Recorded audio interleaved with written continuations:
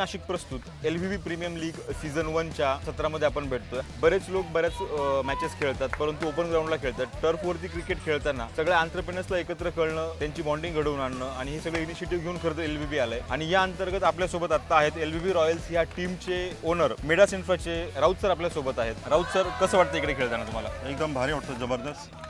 LVB जी आपली firm आहे ते पूर्ण इंडियामध्ये एक चांगला जोश आणि चांगली संघटनाने हे काम करत आहेत आणि याच्यामार्फत काय होतं की लोकांना चांगले कस्टमर भेटत आहे, नेटवर्क वाढतं आहे आपलं। हा एक जो आनंद आज बघितला LVBचा आपला जो क्रिकेटचा, तो जबरदस्त वाटला आणि एकदम ग्रेट होता। तर याआधी तुम्ही क्रिकेटचा आनंद कधी घेतला की पहिल्यांदा खेळताय? मी आता जर बघितलं तर मी 5वीला बॅट पकडले होते हातामध्ये।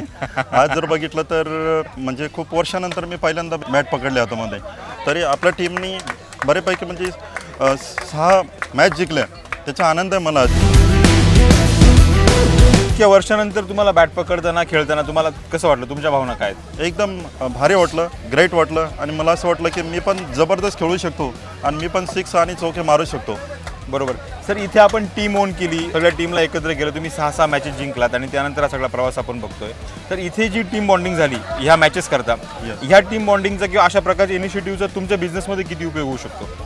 ग्रेट आणि चांगला उपयोग होऊ शकतो, कारण की माझी जी company Midas infra property developer private limited company, या कंपनीचं जे विजन आहे की पूर्ण इंडियाची नंबर 1 कंपनी बनवायची आहे। आणि आपल्या कंपनीचे जे प्रोजेक्ट चालू आहे नाशिकच्या सराउंडिंग एरियामध्ये, जसं एक त्र्यंबक रोडला चालू आहे तनिष्का फार्म हाऊस नावाने, त्याच्यानंतर आपला कोजेगिरी फार्म हाऊस नावाने चालू आहे गुजरात पेठ हावे रोडला।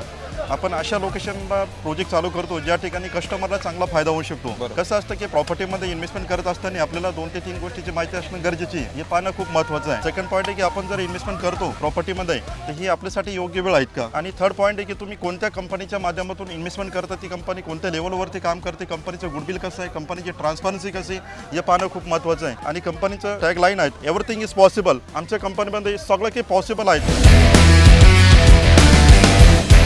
तर जशी मिडास इन्फ्राची टॅगलाईन एव्हरीथिंग इज पॉसिबल, तसंच आम्ही LVB मध्ये म्हणतो की मिलेंगे सबके हाथ तभी तो होंगे कामयाब। आणि खरं तर ह्याच टॅगलाईनला घेऊन आपण सकाळपासून आतापर्यंत 8 तासापासून टायरलेसली खेळतोय। आणि बऱ्याचदा असं होतं की इतके 8 तास जेव्हा आपण काम करतो आपली एनर्जी डाऊन होती, परंतु इथे खेळताना खरं तर एनर्जी अप होताना दिसते आणि सगळं उत्साह अजूनही वाढतोय। काय वाटतंय? जॉईन होताना असं वाटतं की एक नवीन जोश, जुनून, उत्साह आणि उमंग आणि पॉवर ह्या LVBच्या माध्यमातून भेटलेला आहे। आणि येणाऱ्या फ्युचरमध्ये LVB ही पण इंडियाची number 1 company, top most company राहील, हा मला विश्वास आहे आणि ह्याच पद्धतीने आपण काम करतोय। LVB नाशिकने हा जो इनिशिएटिव्ह घेतलाय, हा सीझन 1 आपण आता बघतोय। LVB नाशिकने असे पूर्ण सीझन्स घ्यावेत का? आणि यासोबतच नाशिकचा आदर्श घेऊन LVB pan Maharashtra, pan India काम करते, बाकीच्या रिजनने पण ही कामं करावी असं वाटतं का? 100% आपली जी LVB जी कंपनी आहेत ही महाराष्ट्र ऑल ओव्हर इंडियामध्ये पोहोचलं पाहिजे, त्याच्यानंतर वर्ल्ड वाईज नंबर 1ला जायला पाहिजेत असं मला 100% वाटतं आणि ते होणार। तर मित्रांनो, आपल्यासोबत हे होते LVB रॉयल्सचे टीम ओनर राऊत सर। आतापर्यंत आपण सकाळपासून जेवढे आपल्या टीम्स होते सर्वांचे